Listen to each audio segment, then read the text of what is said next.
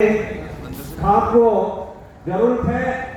मैं माननीय मुख्यमंत्री जी को आमंत्रित करता हूं। जोरदार तालियों के साथ आप सभी स्वागत करेंगे। Please come sir.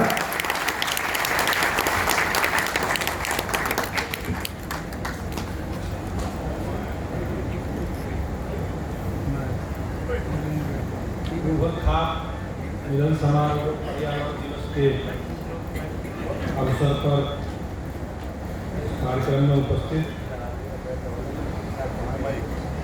हमारे आपके राष्ट्रीय अध्यक्ष आदरणीय जय भगवान जी,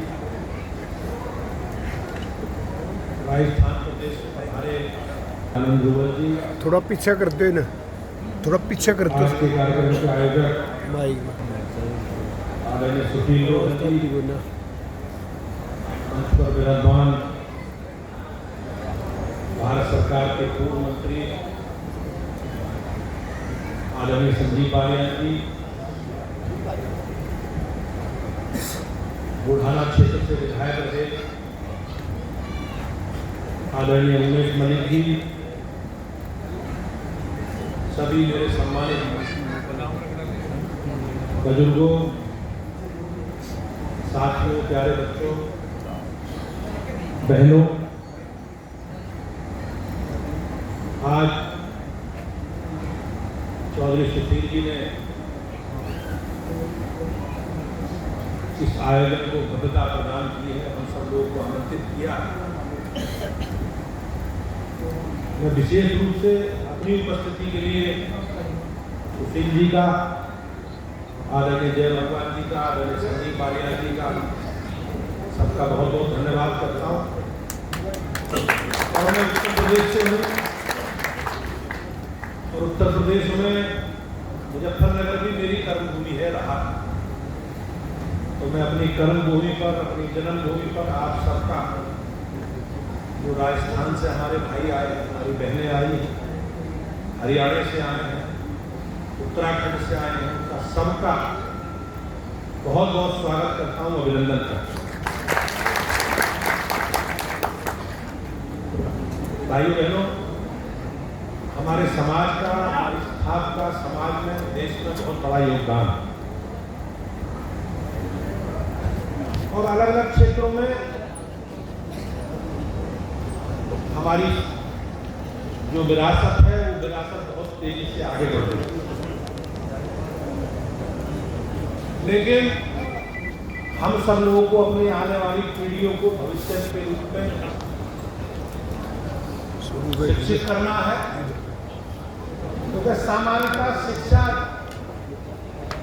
व्यक्ति के आर्थिक सामाजिक ढांचे को भी प्रभावी बनाती है। शिक्षा के कारण उनका भी विकास होता है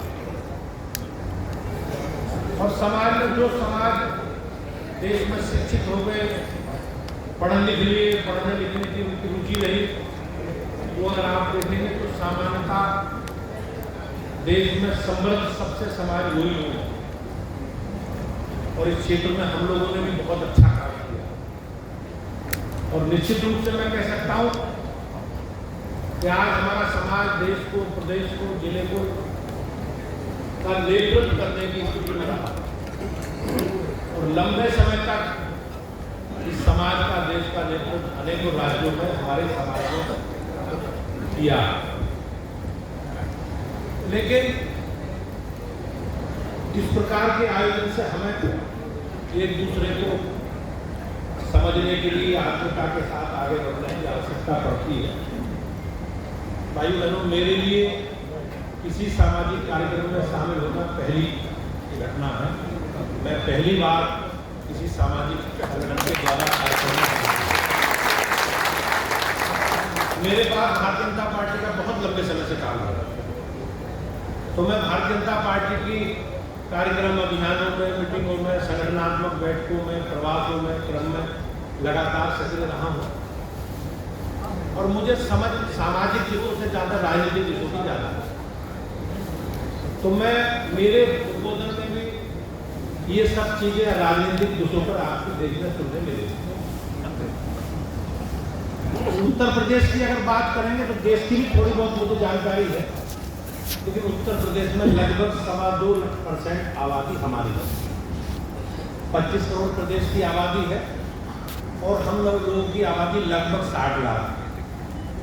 तो 60 लाख में सब प्रकार के लोग हैं, सिख भी हैं, बिश्नोई भी हैं और जाटों में अलग अलग प्रकार के पंथ हैं, सब लोग हम उसमें शामिल।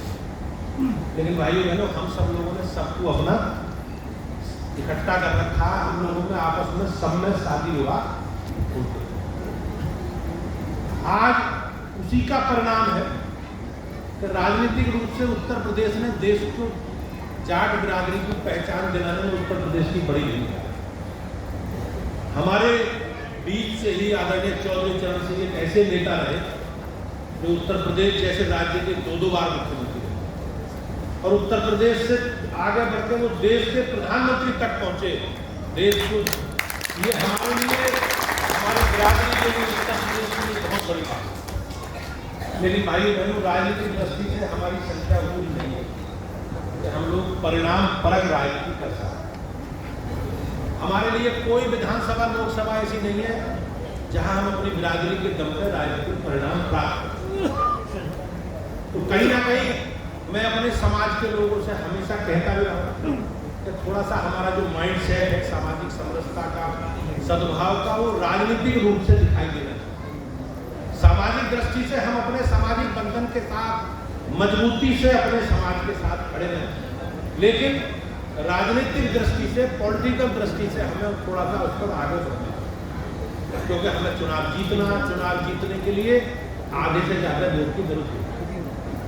तो राजनीतिक दृष्टि से हमें समन्वयवादी तालमेल करके हमें आगे बढ़ना चाहिए और जो सामान्यता हमारे स्वभाव में कहीं ना कहीं इस बात की कमी दिखाई देती। तो हमें इस प्रकार के स्वभाव के साथ राजनीतिक दृष्टि से किसी को अपने साथ जोड़ना, किसी के साथ चलना, किसी को साथ रखना, किसी को अपने साथ जोड़कर चलना, ये हमारे लिए बहुत महत्वपूर्ण है। आप अगर देखेंगे तो चौधरी चरण सिंह पहली बार उन्होंने सन 67 में कांग्रेस छोड़ के पहली बार वो अपनी पार्टी बना के चुनाव लड़े।